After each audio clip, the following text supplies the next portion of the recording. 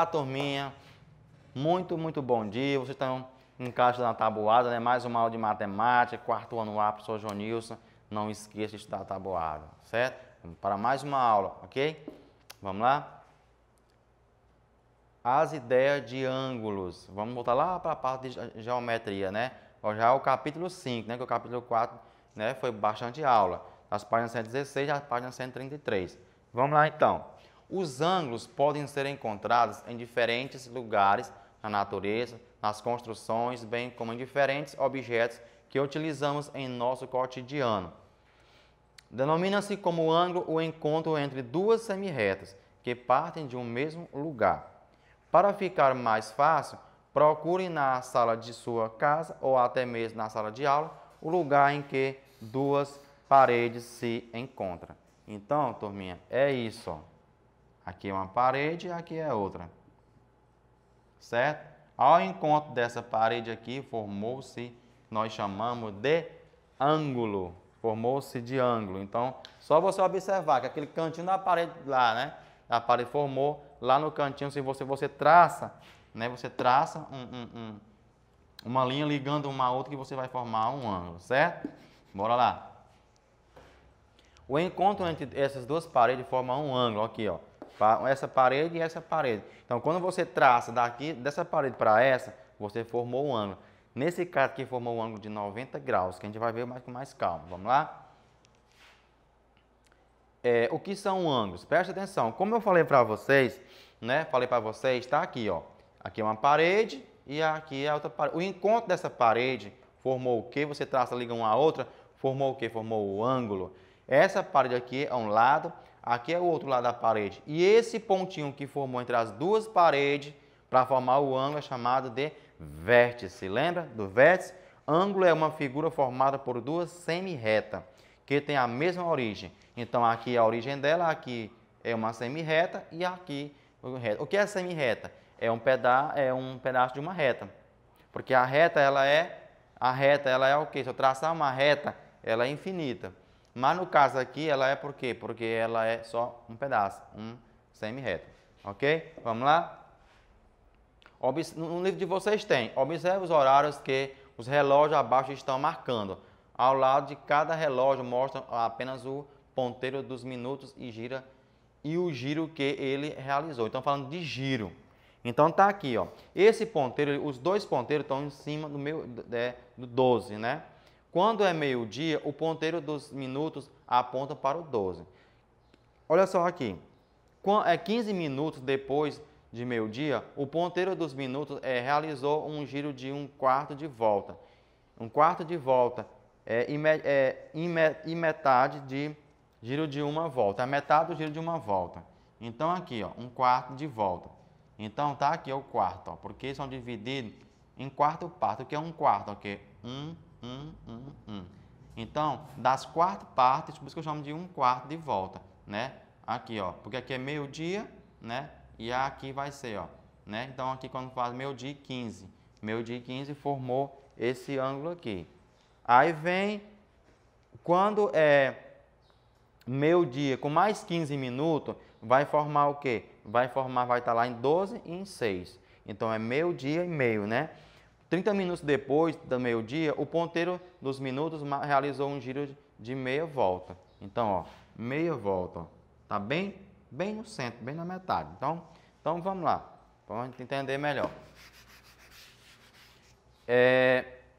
Em qual dos horários marcados acima, o ponteiro dos minutos realizou o maior giro partido da posição em que estava quando era meio-dia? 12 horas e 30 minutos, não foi? Que era meio-dia e 30 minutos que fechou para baixo. Você lembra aqui, ó? Que fechou aqui, não foi? Cada giro realizado pelos ponteiros do relógio nos dá a origem da ideia de ângulo. Quanto maior o giro, maior a abertura do ângulo, associando a ele. Um ângulo é formado por dois lados e um vértice. Então, tá aqui, ó. Por dois lados, né? O ângulo e o vértice. Tá aqui, ó. Mais uma vez para você ver. Lado, ângulo e vértice. Ok? Então, foi 3 exemplos para vocês entenderem aí o que é o ângulo.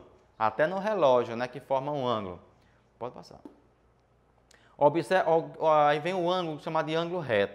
Observe a posição em que Cláudia estava no gira-gira e a posição em que ela parou depois de um giro. Olha só, ela está aqui, ó. Ela está aqui, depois passou para cá, ó, né? Então, igual o relógio lá, né, ó. Não foi? Daqui passou para cá. A que parte da volta corresponde ao giro que Cláudia deu? A 1/4 de volta. Lembra que eu dividi lá? Ela passou daqui para cá. 1, 2, 3, 4. Então, 1/4 de volta, porque a hora é dividida em 4 partes. Né? No caso aqui, né? O ciclo é em 4 partes. Então, ela andou uma. Das 4, ela andou uma. 1/4, quando eu digo é 1/4 ou 1/4, certo? Quarto de volta. Vamos lá? E formou o ângulo, né? Formar o ângulo é isso, é o encontro de duas semirretas. O ângulo associado ao giro de 1/4 de volta recebe o nome de especial de ângulo reto e é indicado assim, ó.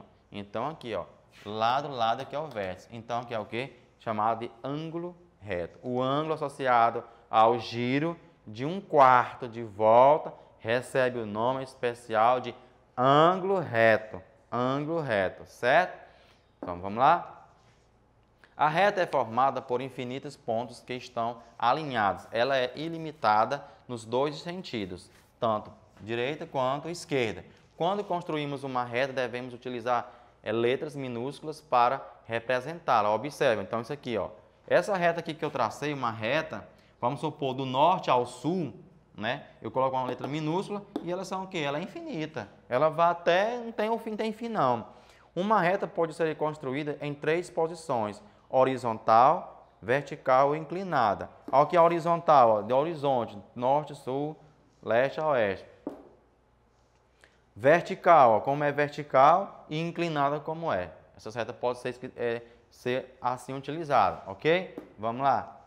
Duas ou mais retas podem ter mais seguintes posições. Tá aqui, ó, essa e essa. Essa é chamada de concorrentes.